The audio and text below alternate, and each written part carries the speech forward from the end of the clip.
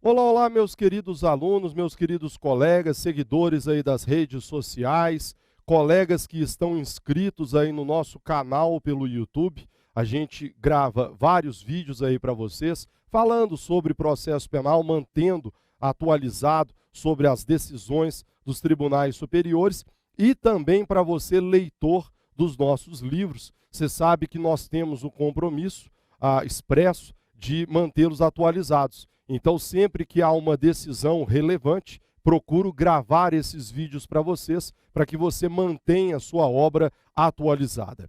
Colegas, o vídeo hoje é para falar sobre uma decisão histórica proferida pelo Supremo em data de 17 de fevereiro de 2016. Ontem, gravo o vídeo no dia 18.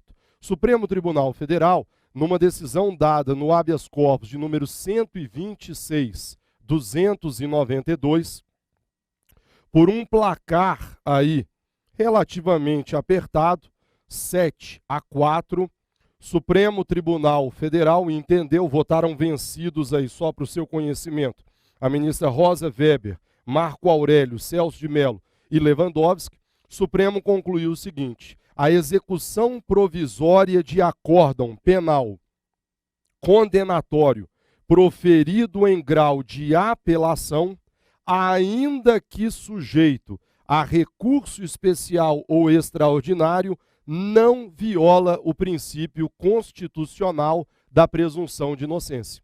Então, na verdade, colegas, o Supremo, com esse julgado, ele altera sua orientação jurisprudencial até aqui dominante, porque ele passa a entender o seguinte: para a execução de uma pena, eu não preciso mais esperar o trânsito em julgado. Basta que eu já tenha um acórdão condenatório proferido por um órgão colegiado. Então, quando o Tribunal de Justiça condenar alguém, quando um Tribunal Regional Federal condenar alguém, esse acórdão condenatório já pode ser executado, independentemente da presença de qualquer hipótese que autorize a prisão cautelar. Isso aí não é prisão cautelar, é prisão penal. O próprio Supremo disse, é uma execução provisória da pena, ainda que estejam tramitando recursos extraordinários perante o Supremo e perante o STJ. Essa a decisão do Supremo. Para que eu possa comentar essa decisão com vocês, colegas, e para enriquecer essa discussão, para não trazer uma discussão simples, é necessário que a gente passe os olhos, e aí de maneira objetiva, lógico, no princípio da presunção de inocência. Então, me permitam falar sobre esse princípio, até mesmo para discutir aí o acerto ou o desacerto desse julgado. É uma decisão extremamente polêmica, né? A gente vê um discurso apaixonado de ambos os lados e quero aqui trazer os argumentos, logicamente, para que você possa formar a sua convicção no sentido do acerto ou, com o devido respeito, desacerto dessa decisão. Colegas, o princípio da presunção de inocência também é chamado por alguns de presunção de não culpabilidade. Pode, grosso modo, ser conceituado como, tá aí para vocês, nada mais é do que o direito de não ser declarado culpado, senão ao término do devido processo legal. Preste atenção nisso aqui, porque essa é a principal discussão desse habeas corpus do Supremo, 126/292. Quando é que termina o processo legal, cessando então essa presunção de inocência? Então, é o direito de não ser declarado culpado, senão ao término do devido processo legal, em que o acusado tenha se utilizado de todos os meios de prova pertinentes à sua defesa e para a destruição da credibilidade das provas apresentadas pela acusação. Essa é a ideia do princípio da presunção de inocência. Agora, Renato, qual a razão de ser dessa terminologia distinta? Ora presunção de inocência, ora presunção de não culpabilidade. Colegas, essa distinção, ela pode ser justificada, sobretudo por conta da diversidade de termos usados pela nossa Constituição de 88 e pela Convenção Americana sobre Direitos Humanos. Fiz um quadrinho só para ilustrar isso para vocês. Do lado esquerdo, a Convenção Americana sobre Direitos Humanos. Do lado direito, a Constituição Federal. Perceba que, à semelhança de outros tratados internacionais de direitos humanos, o Pacto de São José da Costa Rica diz: toda pessoa acusada de um delito tem direito a que se presuma sua inocência. Daí o termo ser mais comum, presunção de inocência. Quando olhamos para a nossa Constituição, a Constituição diz: ninguém será considerado culpado até o trânsito em julgado de sentença penal condenatória. Perceba que em nenhum momento a Constituição usa o termo inocente. Ela, na verdade, tem uma redação negativa, dizendo que ninguém será considerado culpado. Por isso que alguns doutrinadores se referem ao texto constitucional consagrando o princípio da presunção de não culpabilidade. Colegas, essa terminologia distinta, na verdade, o ideal é tratar as expressões como sinônimas. Não há tamanha diferença, assim, entre presunção de inocência e presunção de não culpabilidade. Por isso que grande parte da doutrina prefere tratar as expressões como sinônimas, como se não houvesse tamanha distinção entre elas. Só que um detalhe chama a atenção. Exatamente qual? Quando você olha para a Constituição Federal, até quando você é tido como não culpado? Quando você olha para a Constituição Federal, ela diz que você não será considerado culpado, pelo menos enquanto não houver o trânsito em julgado de sentença penal condenatória. Quer dizer, o limite temporal da presunção de não culpabilidade vai até quando? Até o trânsito em julgado de sentença condenatória. No entanto, quando você olha para a Convenção Americana sobre Direitos Humanos, é fácil perceber que a redação é um pouco distinta, porque a Convenção Americana diz: toda pessoa será presumida inocente enquanto não for legalmente comprovada sua culpa. Veja que a Convenção Americana, ela não exige o trânsito em julgado, ela diz apenas não legalmente comprovada sua culpa. O que, no entanto, é uma expressão aberta, né? O que seria essa comprovação legal da culpa? A Convenção Americana não diz expressamente. Porém, através de uma interpretação sistemática, podemos chegar à seguinte conclusão. Na Convenção Americana sobre Direitos Humanos, essa presunção de inocência se estende até quando? Até o exercício do direito ao duplo grau de jurisdição. Perfeito. E por quê? Ora, porque é a mesma Convenção Americana que assegura o direito ao duplo grau de jurisdição. Ora, se você tem o direito de recorrer a um tribunal objetivando o reexame integral da matéria de fato e de direito, é evidente que é o exercício desse duplo grau e após você ter exercido o duplo grau que estará legalmente comprovada a sua culpa. Essa é a conclusão a que podemos chegar diante da Convenção, ou seja, os limites temporais entre a Convenção Americana e a Constituição Federal são diversos. A Constituição vai até o trânsito em julgado, porque o texto do artigo 5º, inciso 57, é claro nesse sentido, ao passo que na Convenção Americana, enquanto não legalmente comprovada sua culpa, o que eu insisto, pode ser compreendido como o exato momento em que você exerce o direito ao duplo grau. Quer dizer, a partir do momento em que você exerceu o direito ao duplo grau e que foi mantida uma condenação ou foi prolatado um acórdão condenatório, cessaria a presunção de inocência. Renato, mas me diga então uma coisa, qual desses dois limites vem sendo trabalhado pelos tribunais superiores? Colegas, durante muitos anos, e desde a Constituição de 88, sempre prevaleceu o entendimento de que, se você foi condenado por um tribunal de segundo grau, aquela pena poderia ser executada provisoriamente. E por quê?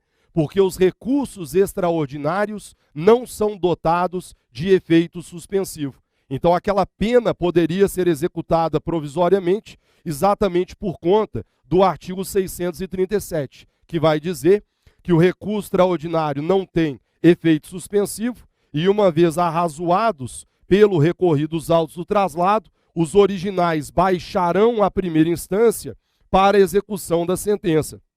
Aqui nós tínhamos a chamada execução provisória da pena, porque, na verdade, a pena seria executada apesar de ainda não ter havido o trânsito em julgado.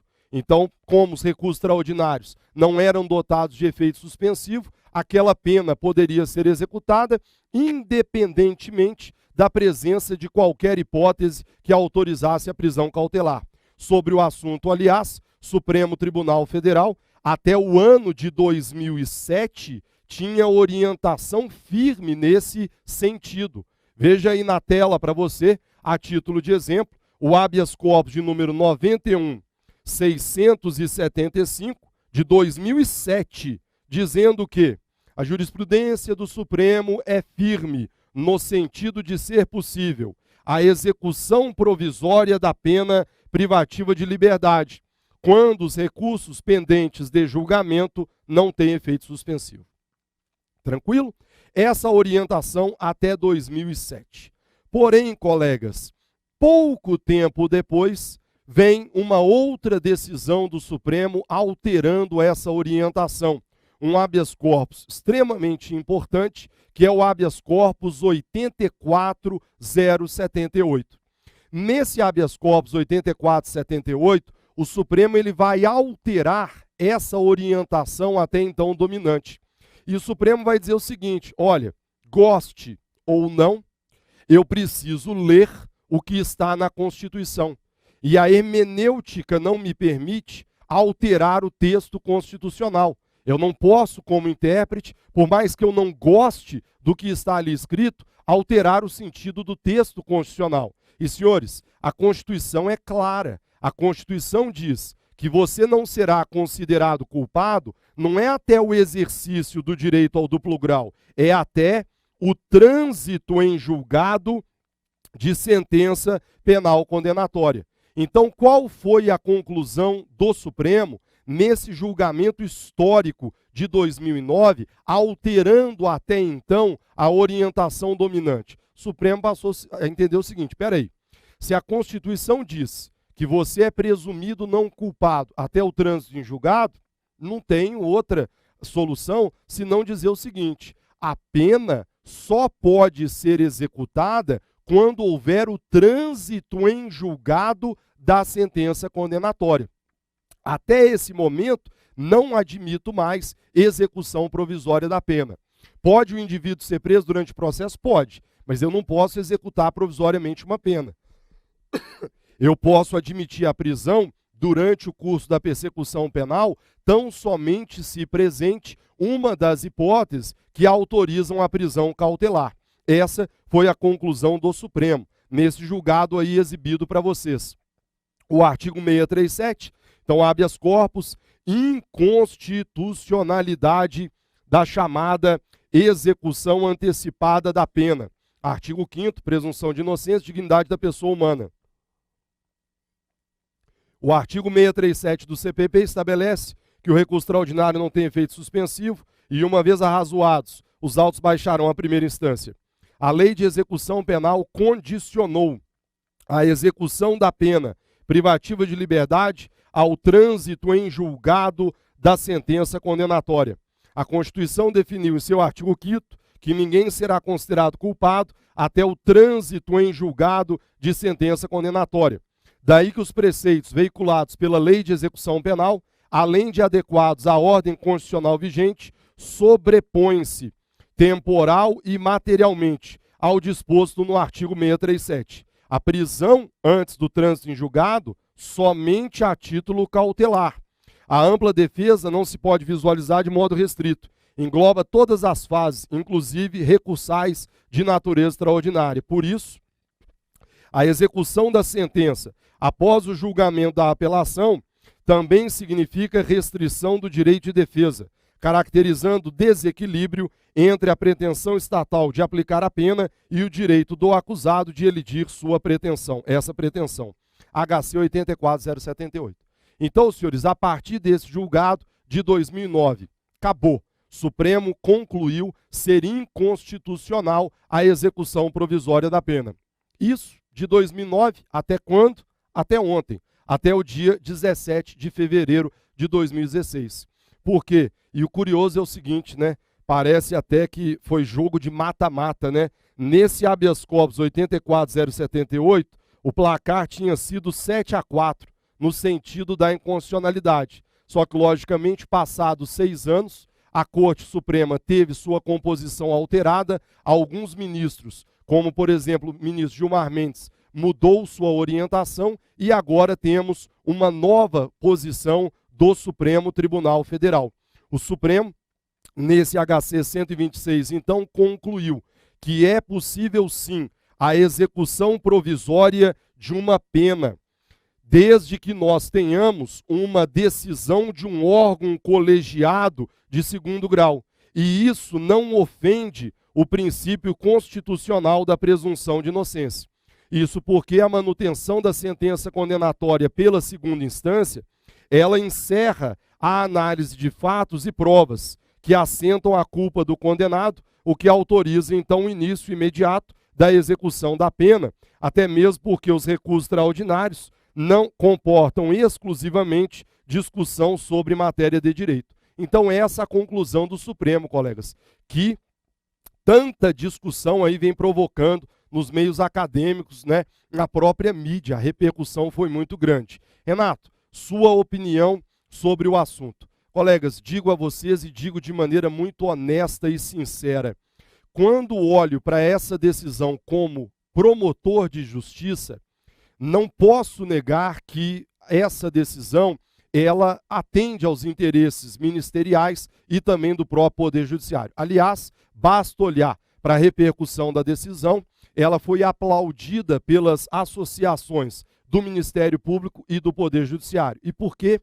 Porque, convenhamos, quando se exige o trânsito em julgado, há uma distância muito grande entre a data do fato e o trânsito em julgado. Sempre cito em sala de aula o exemplo do Pimenta Neves.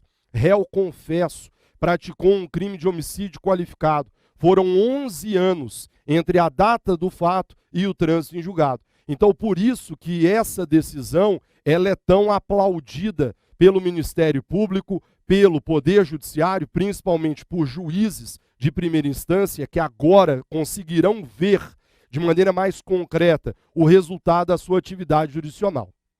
Do outro lado, pensando como professor de processo penal, a gente vê essa decisão com um pouco de resistência. Por quê? Sabemos, colegas, do discurso, né, apaixonado quanto a isso, mas a verdade é uma só. A Constituição diz que você é presumido inocente até o trânsito em julgado. Então, vamos modificar a legislação, vamos alterar o momento do trânsito em julgado. Agora, o que eu não posso fazer é, como me parece ter acontecido, deixar de lado o texto constitucional, deixar de lado essa hermenêutica para reconhecer que há uma inércia do Poder Legislativo, que não tem interesse em modificar a legislação penal para diminuir a quantidade de recursos, para antecipar o trânsito em julgado e aí passar a adotar uma orientação nesse sentido. Então, essa é a nossa humilde opinião. De todo modo, colegas, é importante entender, e por isso que eu não gravei o vídeo ontem mesmo, eu fiz questão de assistir ao julgamento aí madrugada adentro, né, gravei, coloquei para gravar e assistir para vocês e ler o voto do ministro para trazer os principais argumentos. Quais foram os principais fundamentos que levaram o plenário do Supremo, por 7-4, a alterar seu entendimento em relação à matéria? Vejamos. Primeiro, deve ser buscado o necessário equilíbrio entre o princípio da presunção de inocência e a efetividade da função jurisdicional, que deve atender a valores caros, não apenas aos acusados, mas também à sociedade. Colegas, quem assistiu aos debates de ontem no plenário do Supremo, em algum momento, não me lembro certo, um dos ministros chegou a dizer, olha, devemos ouvir aí a voz da sociedade, que já não aguenta mais tanta impunidade. Você vê que é um argumento extremamente perigoso, né? Quer dizer, será que você amanhã como juiz, você vai proferir sua decisão ouvindo o que a sociedade deseja ou olhando para a Constituição, olhando para o texto legal? Quer dizer, hoje a sociedade, ela realmente está cansada da impunidade e ela demanda, né, a execução, quer dizer, o discurso de carcerização é muito forte. Só que o problema é esse, né? A partir do momento em que a gente passa a ouvir a sociedade, será que amanhã provas ilícitas não passarão a ser admitidas? Porque a sociedade tem interesse na condenação de um culpado. Será que amanhã não podemos relativizar ainda mais outros direitos e garantias? Quer dizer, provas ilícitas poderiam ser usadas, vamos relativizar o duplo grau e assim por diante. Quer dizer, esse é o grande problema. Outro fundamento importante é no âmbito das instâncias ordinárias que se exaure a possibilidade de exames de fatos e provas, e sob esse aspecto, a própria fixação da responsabilidade criminal do acusado. É dizer, os recursos de natureza extraordinária, eles não são dotados, eles não configuram desdobramento do duplo grau de jurisdição, porquanto não são recursos dotados de ampla devolutividade, já que não se prestam ao debate da matéria fática probatória. O Supremo bateu muito nessa tecla, o voto vencedor aí. Quer dizer, quando há a confirmação pelo Tribunal de Segundo Grau de um acórdão condenatório, a matéria fática, a matéria probatória já foi resolvida. Ainda que seja possível a interposição de um recurso extraordinário e especial, e ainda que esses recursos tenham o efeito de obstar o trânsito em julgado, eles não permitem a devolução de matéria de fato e probatória, que já teria sido resolvida nas instâncias ordinárias. Então não há por que se procrastinar o início imediato da execução da pena.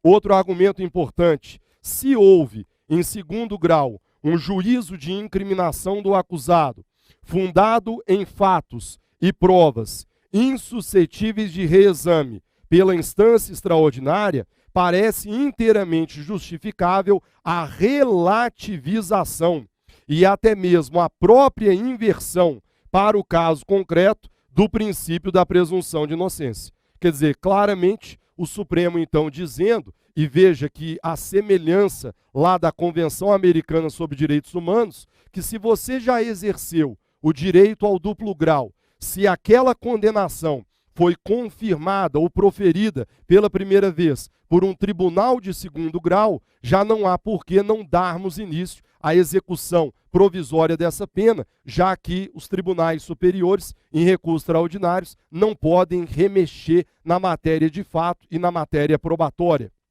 Outro argumento, também citado, a lei da ficha limpa expressamente consagra como causa de inelegibilidade a existência de sentença condenatória por crimes nela relacionados, quando proferidas por órgão colegiado. Então, se um tribunal de segundo grau, através de suas turmas, câmaras, condenou, por que não iniciarmos a pena? Outro fundamento, bateram muito nisso. Em nenhum país do mundo, depois de observado o duplo grau, a execução de uma condenação fica suspensa, aguardando o referendo da Corte Suprema, como vinha acontecendo.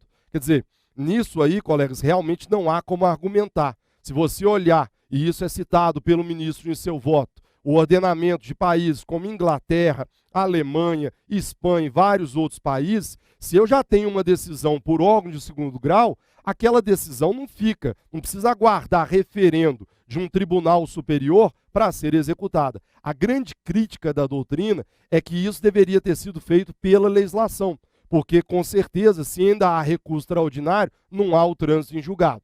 Outro fundamento importante, a jurisprudência que assegurava a presunção de inocência até o trânsito em julgado de sentença condenatória, vinha permitindo a indevida e sucessiva interposição de recursos da mais variada espécie, com indisfarçados propósitos protelatórios, visando não raro a configuração da prescrição. Já que, não custa lembrar, o último marco interruptivo da prescrição, antes do início do cumprimento da pena, é a publicação da sentença ou do acórdão recorríveis.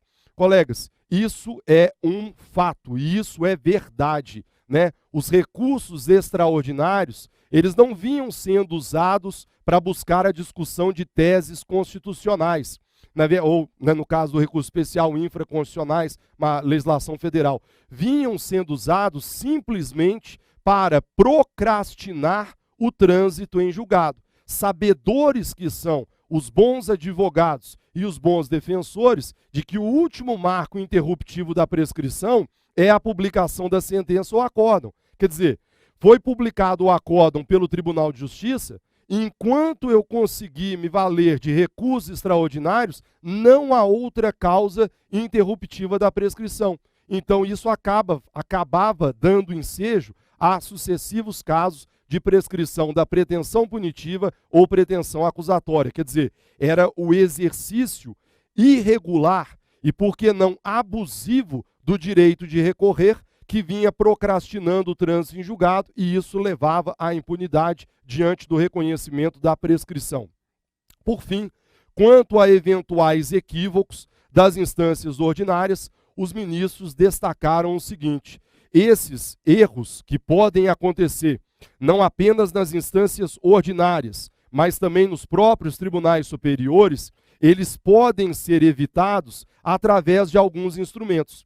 Então o Supremo destacou que hoje a regra deverá ser a execução provisória da pena, quando houver acórdão condenatório proferido por órgão colegiado. Mas, em situações excepcionais, se demonstrado que se trata de uma decisão teratológica e absurda, a parte poderá conseguir, seja através de medidas cautelares, de outorga de efeito suspensivo ao recurso extraordinário ao RESP, seja através do próprio habeas corpus, a parte poderá conseguir, então, um contramandado de prisão, evitando, então, que se dê início a essa execução provisória da pena. Então, essa a decisão histórica proferida pelo Supremo no habeas corpus 126/292, que, na verdade, vai alterar toda essa sistemática quanto à execução provisória da pena. Peço desculpas a vocês pelo vídeo um pouco extenso, mas quem é meu aluno sabe, me conhece, a gente procura detalhar e trazer todos os detalhes aí para vocês, para poder enriquecer a discussão. Agradeço a todos pelo carinho, pela atenção e pela paciência. Deixe aí no vídeo o seu comentário, deixe a sua crítica, leve lá através do Facebook Prof. Renato Brasileiro para enriquecer o debate e para a gente gravar novos vídeos aqui pelo nosso canal no YouTube. A todos, muito obrigado pela atenção, fiquem com Deus, inscrevam-se aí no canal para você ser notificado quanto aos próximos vídeos. Tchau!